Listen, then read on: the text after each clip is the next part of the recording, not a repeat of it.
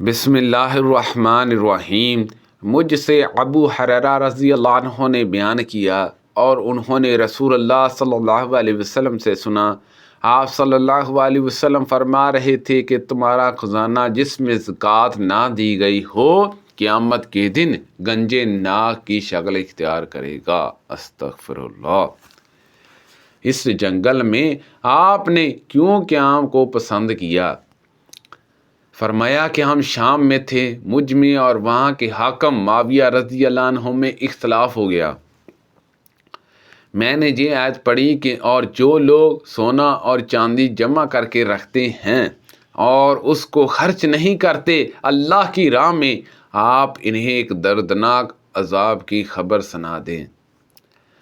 تو معاویہ رضی اللہ عنہ کہنے لگے کہ یہ آیت ہم مسلمانوں کے بارے میں نہیں ہے جب وہ زکوٰۃ دیتے رہے، بلکہ اہل کتاب کے بارے میں ہے۔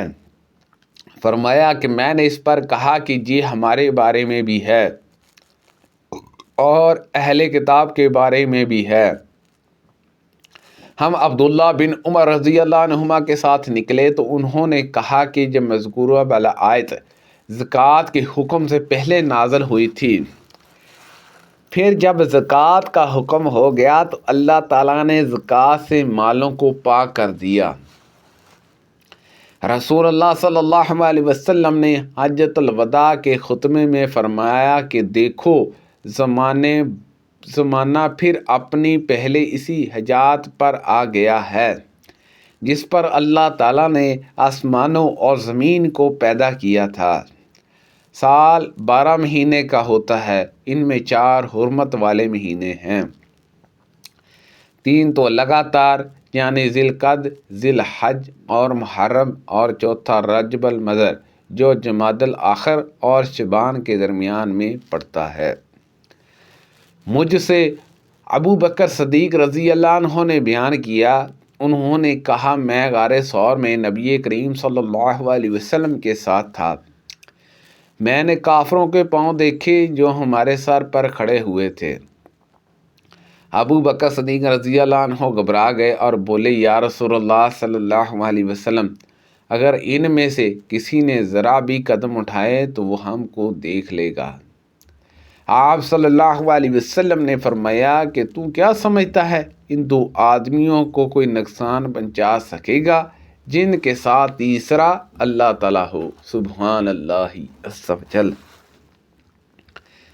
جب میرا عبداللہ بن زبیر رضی اللہ عنہما سے اختلاف ہو گیا تھا تو میں نے کہا کہ ان کے والد زبیر بن عوام رضی اللہ عنہ تھے، ان کی والدہ اسماء بنت ابو بکر رضی اللہ عنہا تھی، ان کی خالہ عائشہ صدیقہ رضی اللہ عنہا تھی، ان کے نانا ابو بکر صدیق رضی اللہ عنہ تھے، اور ان کی دادی نبی کریم صلی اللہ علیہ وسلم کی پھوپھی صفیہ رضی اللہ عنہا تھی۔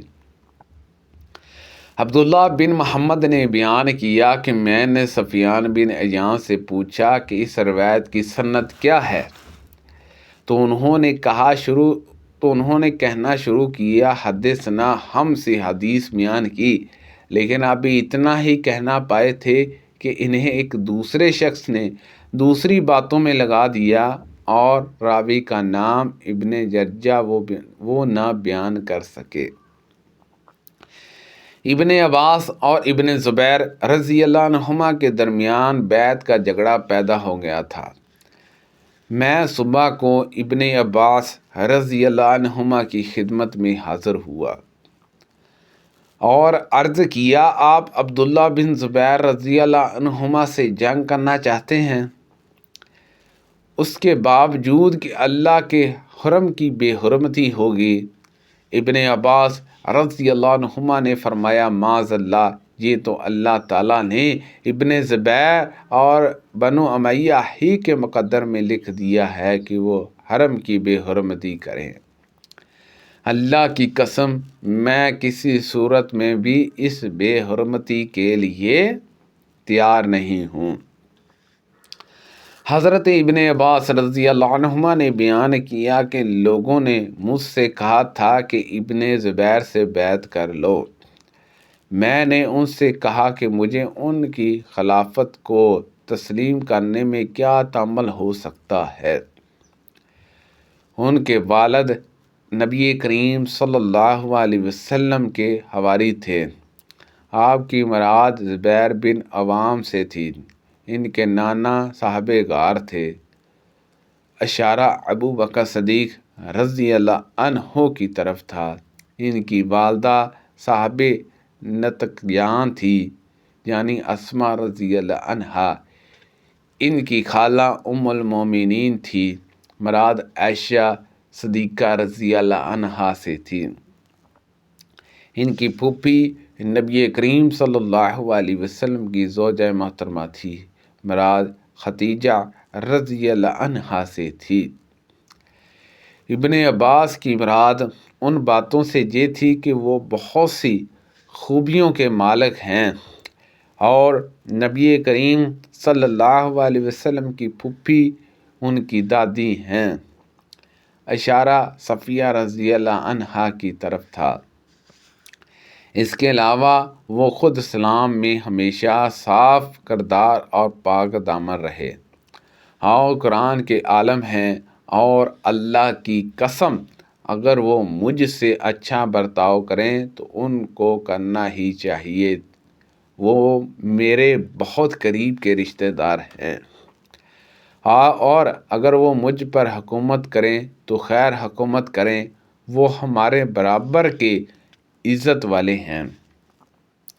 لیکن عبداللہ بن زبیر رضی اللہ عنہما نے تو طیات، اسامہ اور حمید کے لوگوں کو ہم پر ترجیح دی ہے۔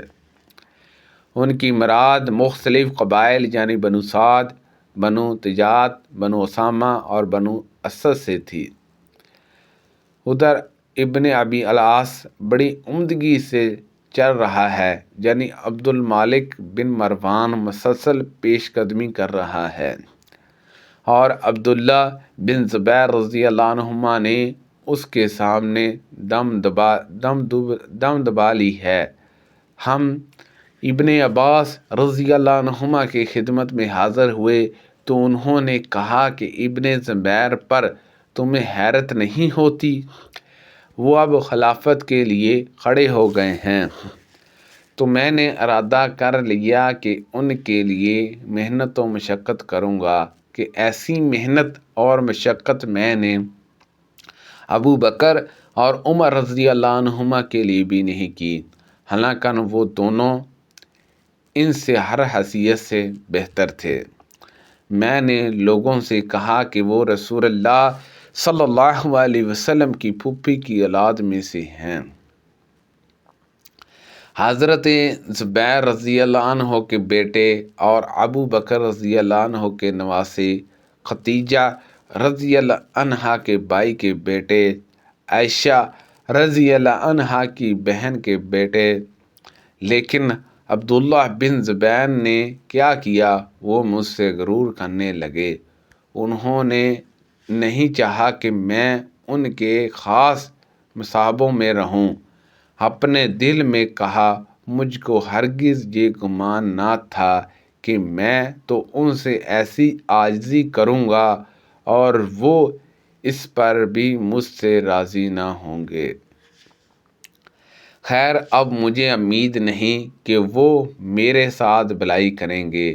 جو ہونا تھا وہ ہو گیا۔ اب بنی امیہ جو میرے چاچا زاد بھائی ہیں، اگر مجھ پر حکومت کریں تو یہ مجھ کو اوروں کے حکومت کرنے سے زیادہ پسند ہے۔ سبحان اللہ عز و جل۔ اللہ پاک سے دعا ہے کہ اللہ پاک ان حدیثوں پر عمل کرنے کی توفیق عطا فرمائے۔ اللہ پاک ہم سب کو ان حدیثوں پر عمل کرنے کی توفیق عطا فرمائے۔ کوئی غلطی کوتاہی ہو گئی ہو تو اللہ پاک کو معاف فرمائے۔ صدقہ جاریہ سے زیادہ لوگوں تک شیئر کیجیے۔ آمین بجاہ النبی الامین صلی اللہ علیہ وسلم۔